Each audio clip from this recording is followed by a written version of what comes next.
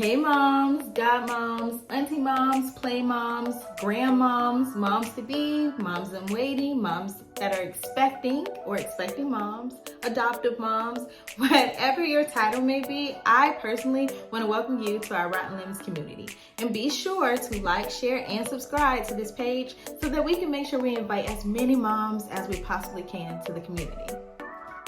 All right, so today I am talking to you about selfish mom syndrome. I don't know if this is a real thing, but because I've been kind of dealing with it lately, I decided to give it a name. So is it really a name called selfish mom syndrome out there medically?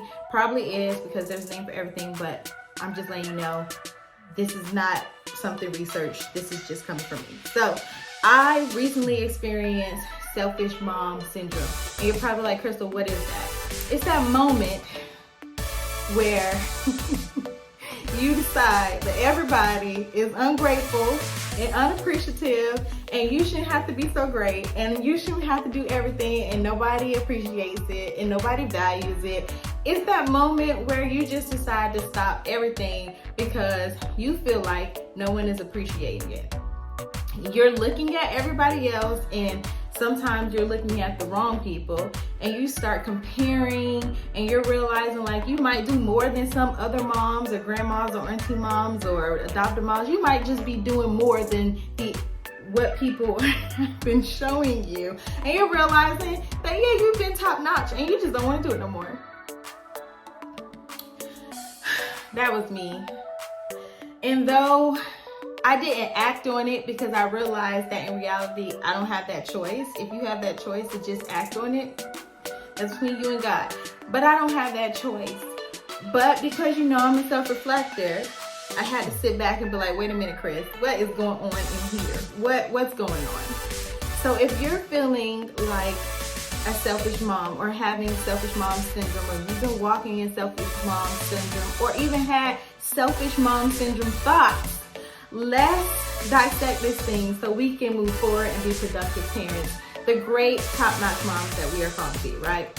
So the first thing I started saying was like, okay, where did this come from? Where did you get this stuff from? Because at the end of the day, normally you know what you got to do and you just do it and you take all your cares to the Lord.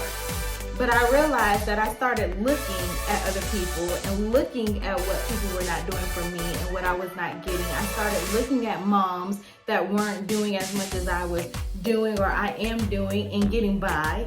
I started looking at how I don't feel as valued or appreciated as I should.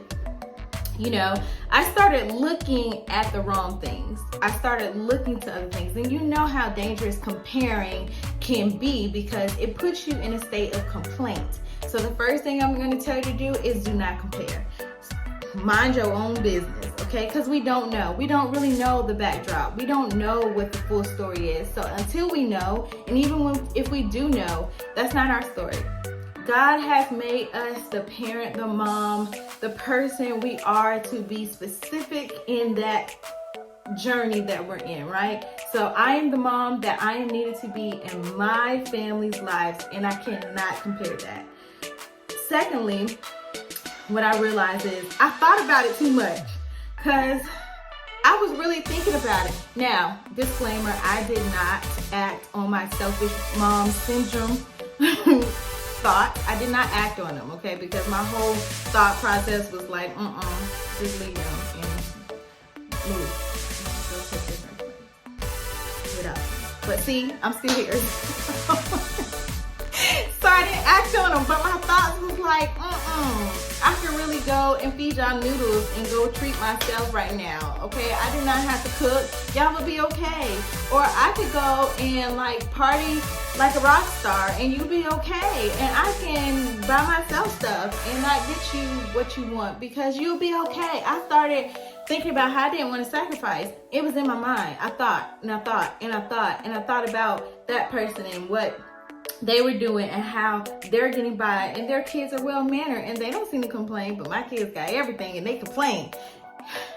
Whoa, stop the thoughts. We know that if anything is going to happen in our lives, It happens in here. So if we can guard that, protect that, keep that safe, then we'll make better choices, okay? So I had to realize, like, Crystal, get your thoughts back, because those are not even your thoughts. I love being a mom. I love being my children's mom, and I love giving my children what I didn't always have in my childhood, and nothing's going to change that, no matter if they appreciate it right now or not. They'll appreciate it. It just might not be when I'm ready for them to appreciate it, right? And then at the end of the day, I take all that to the Lord, because I'm like, listen, you gave me these children. You want me to be a good steward over them, right? Right, God? So, rain down on me some blessings, because I need it, okay? I'm needing some love. And so, once I had this pep talk with me, I started feeling better, because I was like, okay, you was looking at the wrong thing, then you actually thought about it. So we got to get those things back in alignment to who you really are and what your purpose is, so that you can move forward and you can continue being the mom, their mom, the Durham family mom, and stop comparing.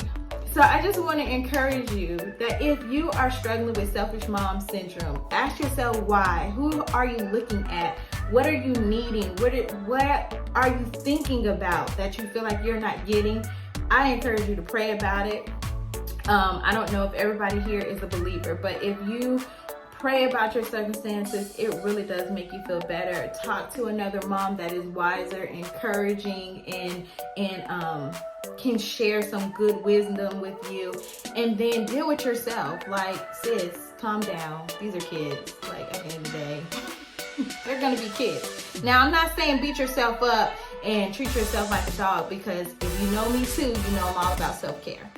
But don't fall into the dangers of selfish mom syndrome. Definitely be careful not to act on the things that you don't need to act on. Again, I say self-care is important, and as long as you're being fair, and as long as you are thinking about the structure of your home, all things being equal, then go ahead. Like, I take my breaks, I do get my nails done. You see, I'm well manicured, I do my hair. By the end of the day, take care of you in the process, but stay away from selfish mom syndrome. I know you got this, you're rocking it, and so I hope that you're having a fantabulous day, and I look forward to seeing you in our next Mom Motivational.